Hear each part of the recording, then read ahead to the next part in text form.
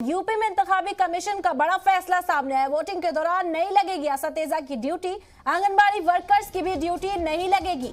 Voting centres पर इन्हें in charge भी नहीं बनाया जाएगा।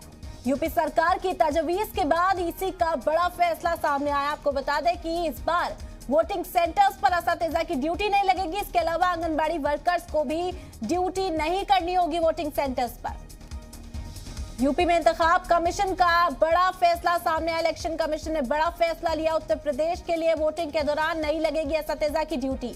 इसके अलावा आंगनबाड़ी वर्कर्स की भी ड्यूटी नहीं लगेगी।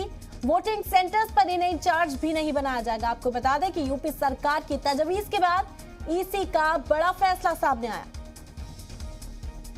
अहम खबर आपको बता रहे इस वक्त उत्तर प्रदेश इंतखाब से जुड़ी हुई इंतखाबी कमीशन का बड़ा फैसला सामने आया है। वोटिंग के दौरान असातिज़ा की ड्यूटी नहीं लगाई जाएगी। इसके बाद आंगनबाड़ी वर्कर्स को लेकर भी फैसला सामने आया। आंगनबाड़ी वर्कर्स की भी ड्यूटी नहीं लगाई जाएगी वोटिंग सेंटर्स पर। इंचार्ज भी नहीं बनाया जाएगा वोटिंग सेंटर्स पर। यूपी सरकार की तजवीज के बाद ईसी का ये फैसला सामने आया। बड़ी खबर इस वक्त उत्तर प्रदेश से आपको बता रहे, वोटिंग के दौरान नहीं लगेगी असातिज़ा की ड्यूटी। इसके अलावा आंगनबाड़ी वर्कर्स की भी ड्यूटी नहीं लगेगी।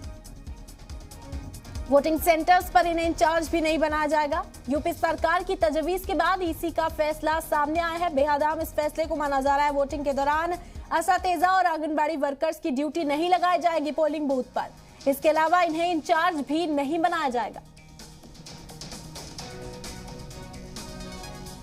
हम खबर आपको इस वक्त दे रहे उत्तर प्रदेश में इंतखाब के दौरान वोटिंग सेंटर्स पर इस बार असातिज़ा की ड्यूटी नहीं लगाई जाएगी।